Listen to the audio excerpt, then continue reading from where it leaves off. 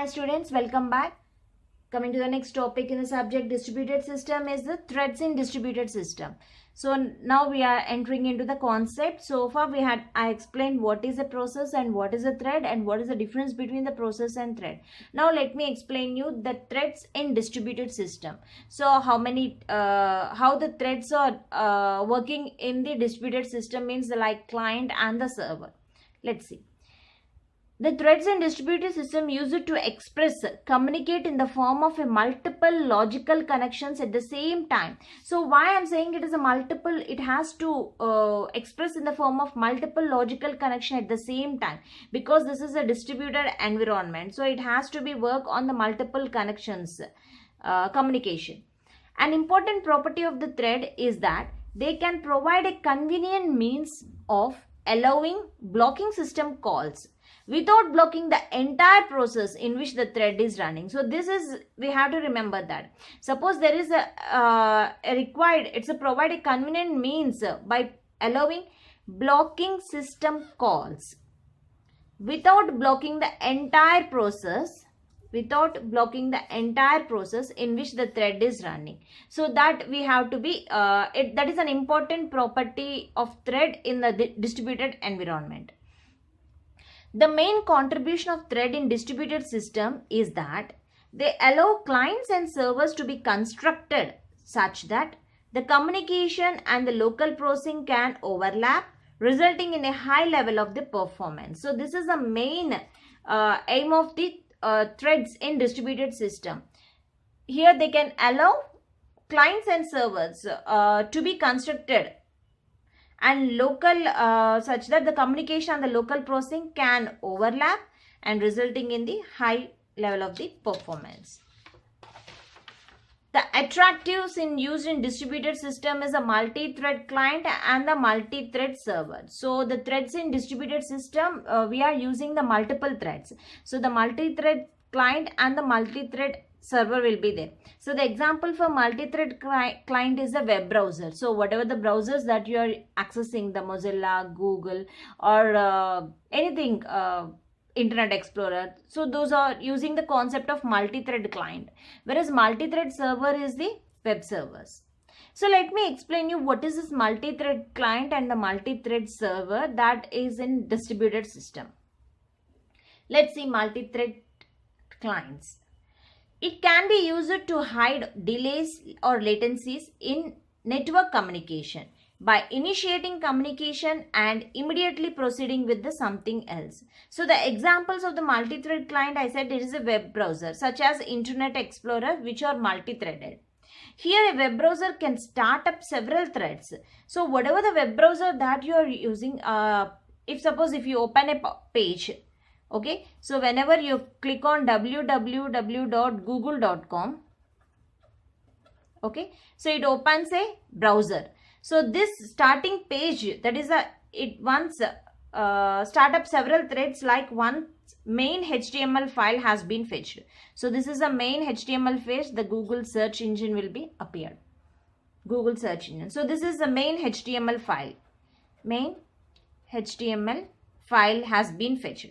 So once it is fetched means the separate threads can be activated to take care of fetching the other parts, one each for image on page and animations. So whenever you are seeing the type the www.google.com,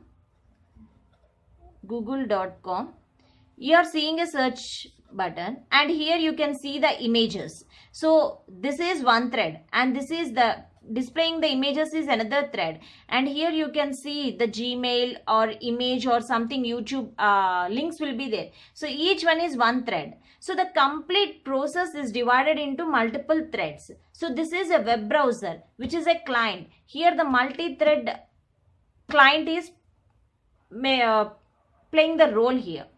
Okay, I think you understand what exactly the multi-thread client is. So this page, whatever the main page that you are accessing, here so many threads are activated. Whenever you call main.html, so that HTML page, all the it is going to active to take care of fetching the other parts also, like searching or selecting the languages or selecting the links.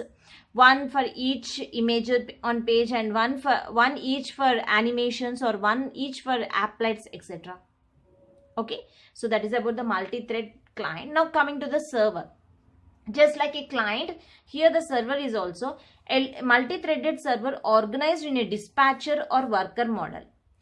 Here the several implementation schemes are established in the multi-thread server. That is a single-threaded server, multi-threaded server, and the finite state machine server. So this finite state machine server uses a non-blocking system calls and hard to program also. So the complete server implementation is divided into these things: single-threaded server, multi-threaded server, and the finite state machine server.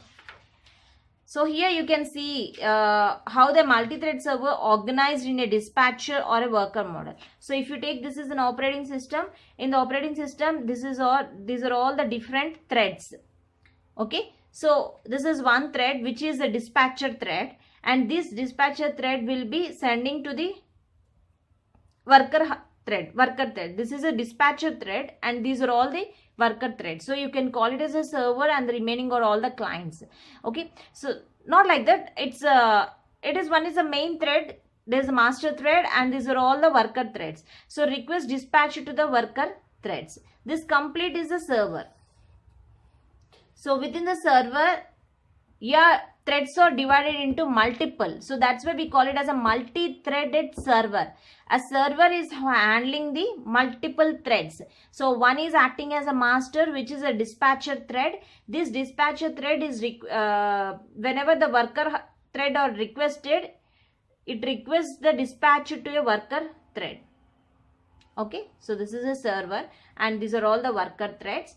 And here this is a request coming in the form of network, means in another system, which is a client system or whatever it may be. Okay, so request is coming in from the network. So this is a multi-threaded server.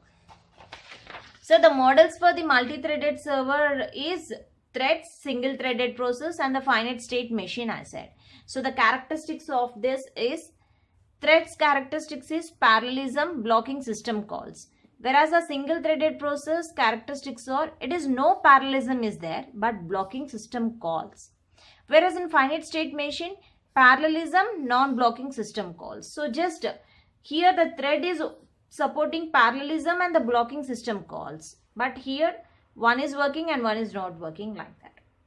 So the three ways to construct a server. So this is a thread, single-threaded process, and the finite state machine. So these are the three ways of constructing the servers. So let's see the three ways to construct a server.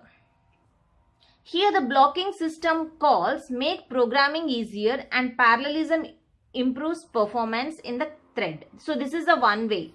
So if using the threads, here the blocking system calls make programming easier, and parallelism improves the performance. Now coming to the single-threaded process. In the single-threaded process, server retains the ease and simplicity of blocking system calls, but it gives up performance because there is no parallelism. So it gives up the performance.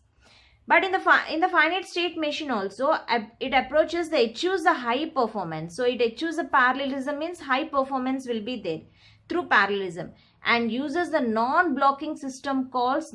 So it is hard to program. So these are the three ways to construct a server. So this is about the threads in distributed system, a multi-threaded server and the multi-threaded client. Thank you.